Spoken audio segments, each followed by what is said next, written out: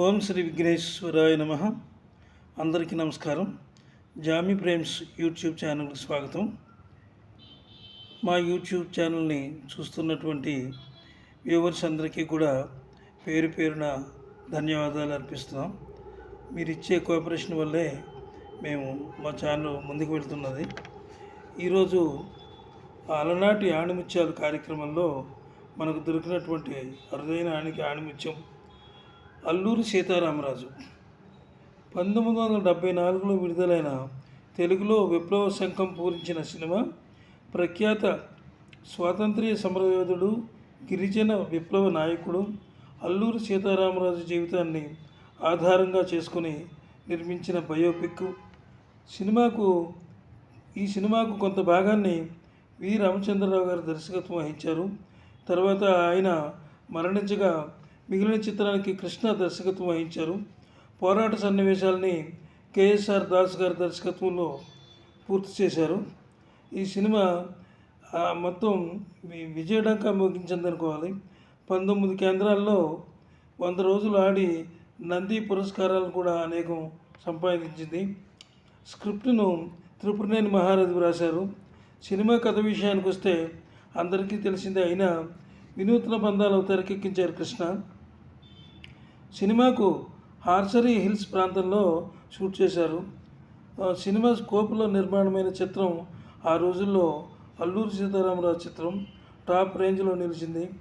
రామరాజుగా ఉన్న ఆయన సీత అనే ఒక అమ్మాయిని ఇష్టపడి దేశం కోసం పాటుపడతామని పెళ్లి చేసుకోలేకపోవడం వల్ల తర్వాత ఆమె మరణించగా ఆమె పేరులో సీతను స్వీకరించి సీతారామరాజుగా ఆయన మన్యం ప్రజలకు పూజలు అందుకున్నారు. బ్రిటిష్ వారు మన్యం ప్రజలను హింసించడం, సీతారామరాజు జాడ చెప్పమని వారిని తుపాకీ మడమలతో గాయపడే సన్నివేశాలన్నీ కూడా రూదర్ఫర్డ్ యొక్క అద్భుతమైన ప్రసంగాలు ఇవన్నీ కూడా కళ్ళకు కట్టినట్టు చూపించారు కృష్ణ. అదేవిధంగా ఈ పాటను రాసిన వారు మహాకవి శ్రీశ్రీ. అంటే కృష్ణ గారు కావాలని శ్రీశ్రీ గారిని ఈ పాటకు ఎన్నుకున్నారు. మహాకవి శ్రీశ్రీ గురించి చెప్పడం అంటే ఎవరి తరం కాదు.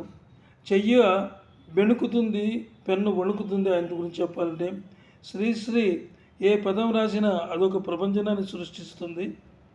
నరాల బిగువు, కరాల సత్తువ, వరాల వర్షం కురిపిస్తుందంటారు శ్రీశ్రీ. అలాగే భూతాన్ని, యజ్ఞోపవీతాన్ని, వైప్లవ్య గీతాన్ని అంటాడు. కుక్క పిల్ల, అగ్గి పుల్ల, సొబ్బు బిళ్ళ, కావేవి కవిత గనర్హం, కావాలోయ్ భావావేశం అంటాడు శ్రీశ్రీ. ఇక ఇందులో పాట విషయానికి వస్తే తెలుగు వేరే లేవరా అంటూ పిడికిలి బిగించి అన్నింటికీ తెగించి దీక్షభూని సాగమంటాడు. తిరుగుబాటు అనేది అభ్యంతరకరమైన పదమైనప్పటికీ దేశమాత స్వేచ్ఛ కోసం తిరుగుబాటు చేస్తే తప్పు లేదంటాడు కవి శ్రీశ్రీ. ప్రాసకు శ్లేషకు శ్రీశ్రీ పెట్టింది పేరు. శ్రీశ్రీలో మరో విప్లవం వ్యక్తిని అంటే ఆయన ఒక అద్భుతమైనటువంటి విప్లవం తీసుకొచ్చారు. ప్రతివాడిని ఒరే తురే అనేటటువంటి దాన్ని పక్కన పెట్టి ప్రతి వ్యక్తిని కూడా గౌరవించే పద్ధం బహువచనం శక్తినిస్తుందని, ఆ బహువచనంతో అందరిని పిలవాలని ఆ సాంప్రదాయానికి ఆయన తెరతీశారు. ఉత్తేజం, ఉద్రేకం, విప్లవం కలిగించే పాటలు ఎన్నో ఆయన ఖాతాలో ఉన్నాయి. శ్రీశ్రీ గురించి ఆయన సాహిత్యం తెలిస్తే అందరికీ తెలుస్తుంది. ఈ పాట పాడిన వారు అమర గాయకులు ఘంటసాల గారు, ఆనాటి యువ గాయకుడు రామకృష్ణ కలిసి పాడారు.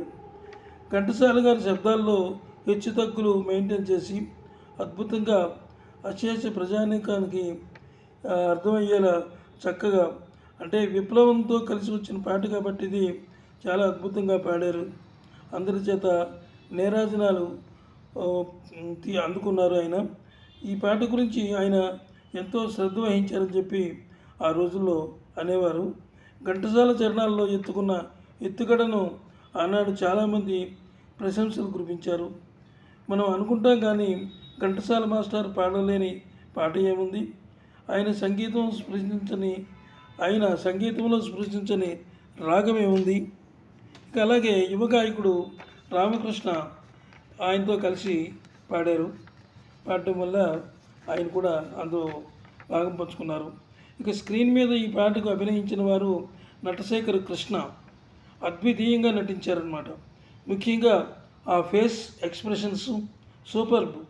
ఆయన తొలినాళ్లలో హుషారుగా గొంతులు వేస్తూ గుంతలకిడి గుంతలకిడి గుంతలకిడి గుమ్మ గుంతలకిడి గుంతలకిడి గుంతలకిడి గుమ్మ అంటూ ఆయన నిజంగా గొంతులు వేస్తూ పాడినటువంటి కృష్ణ గారేనా ఈ రోజుల్లో ఇంత మంచి బరువైన పాత్రను చేశారు అని అందరూ కూడా చాలా అంటే ఆశ్చర్యపోయారట. ఆ రోజుల్లో కళ్ళల్లో విస్ఫులింగాల్ని రాజేసుకుంటూ ముఖంలో విపులవాన్ని రగిల్చుకుంటూ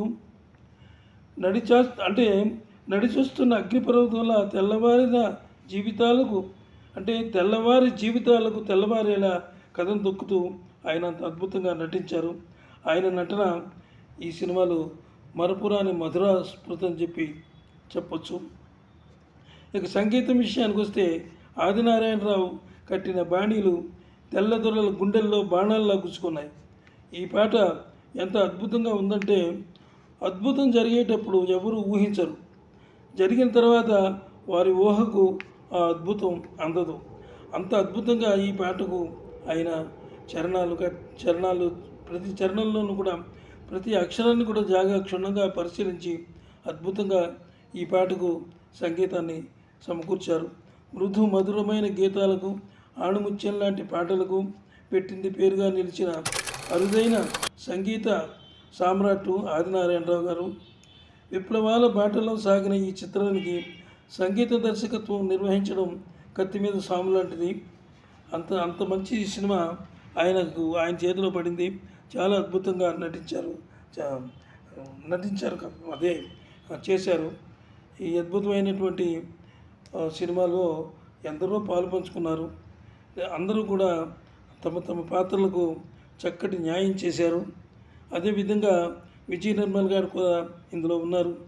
ఆమె అద్భుతమైనటువంటి నటన చూపించారు. అలాగే రోజఫర్డ్ జగ్గయ్య గారు ఆయన కంచుకంఠంతో ఆ సీన్లన్నీ ప్రతి సీన్ కూడా అద్భుతంగా మలిచారు ఆయన కోసం. అంత విజయవంతమైనటువంటి సినిమా ఇది. అల్లూరి సీతారామరాజు అనగానే ప్రతి మనిషికి రోమాలు నిక్కపొడుస్తాయి, అలాగే నరాలు ఉప్పొంగుతాయి అన్నమాట. అల్లూరి సీతారామరాజు అలాగే తెలుగు వీర లేవరా అంటూ పాడే పాట ఇది. నమస్తే, సెలవు.